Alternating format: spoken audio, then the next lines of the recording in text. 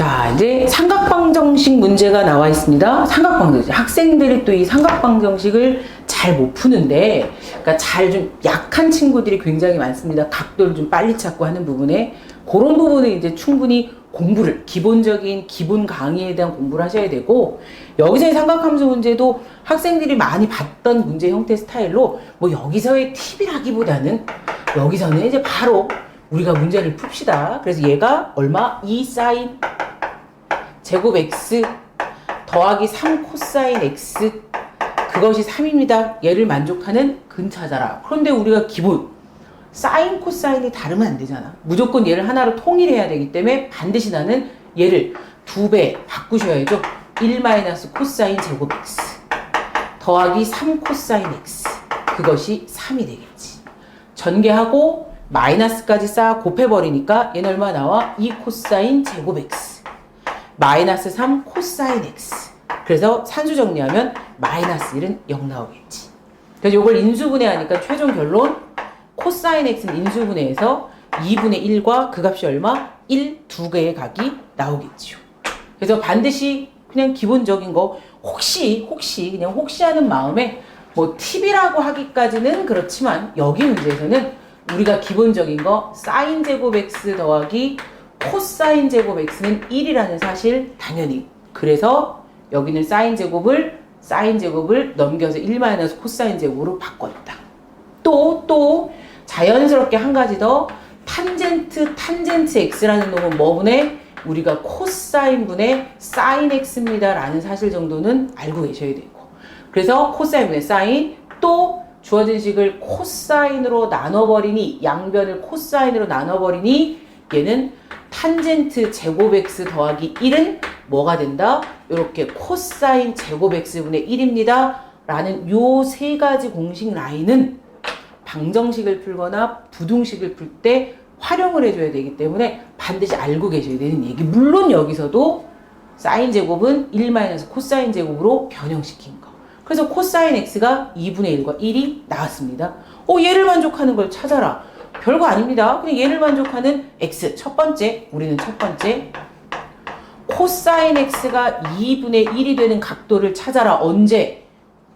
1,4,5면부터 4,4,5면까지. 즉 x는 1,4,5면 왜? 코사인은 얼싸탄코 1,4,5면 2분의 1은 얼마? 우리가 몇 도? 30도. 2분의 1이니까 60도 3분의 파이가 되고 얘는 2파이 마이너스 3분의 파이가 되고. 다시 두 번째. 코사인 x라는 값이 1입니다. 그럼 코사인 x가 1이 되는 각도는 0도 혹은 2파이지만 2파이는 범위에 들어가지 않기 때문에 얘는 빼줘야 되고. 그래서 얘를 만족하는 최종 답안은 x라는 각은 3분의 파이 하나, 또 얼마야? 3분의 5파이 하나, 그 다음 얼마? 0 하나가 되겠습니다. 이것들을 모두 합하여라 그랬기 때문에 모든 x값의 합은 답은 얼마가 돼? 3분의 6파이. 그래서 총 답은 2파이로 답을 최종 써주시면 되겠습니다. 그래서 어렵다기보다는 학생들이 기말고사 때, 중간고사 때 치렀던 뭐 주관식 문제, 서술형에 해당되는 문제 가볍게 정리해주면 되고, 요런 문제들에 해당되는 이제 또 반드시 알아야 되는 팁은 요러한 기본 공식들은 학생들이 머릿속에 좀 넣어주셔야 된다. 알고 계셔야 된다. 라는 사실을 얘기하면서 자연스럽게 그냥 삼각함수, 삼각방정식 문제를 해결하였습니다.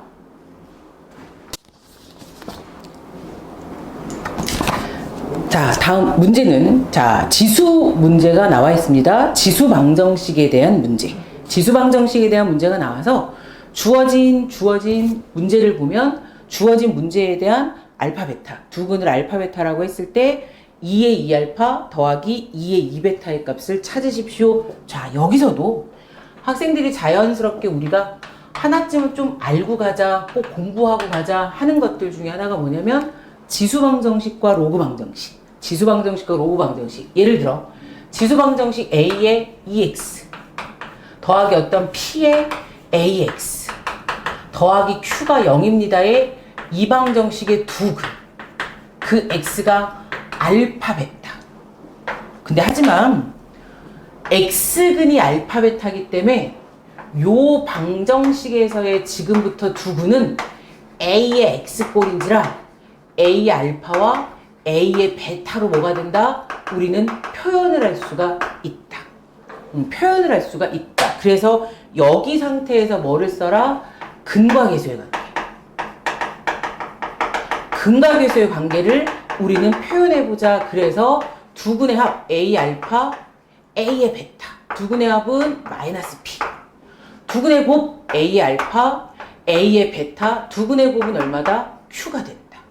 그래서 이러한 과정 반드시 잊지 말고 이 문제를 보면 요렇게 근과 계수의 관계를 써서 우리가 답을 서술하면 되겠구나라고 연상하면 되는 얘기야. 자, 문제를 다시 보면 간단해. 얘는 4의 x 6 곱하기 2의 x 플러스 5는 0. 이방정식의 두근 알파 베타.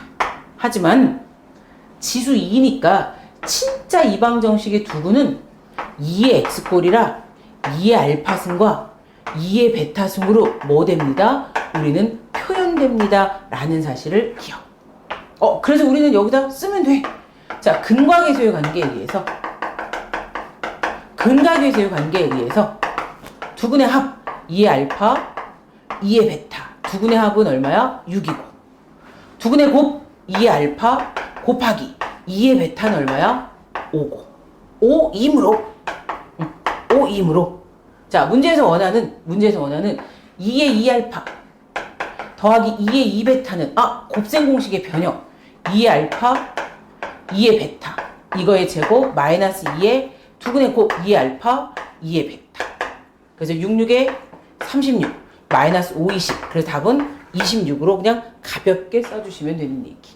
그래서 다른 거 없습니다. 그냥 지수방정식 나왔을 때는 근을 표현해 주는 거. 그냥 이게 어떤 꼴이 나오든 A의 X승이면 A 알파, A 베타. 그리고 뭐 하시면 됩니다?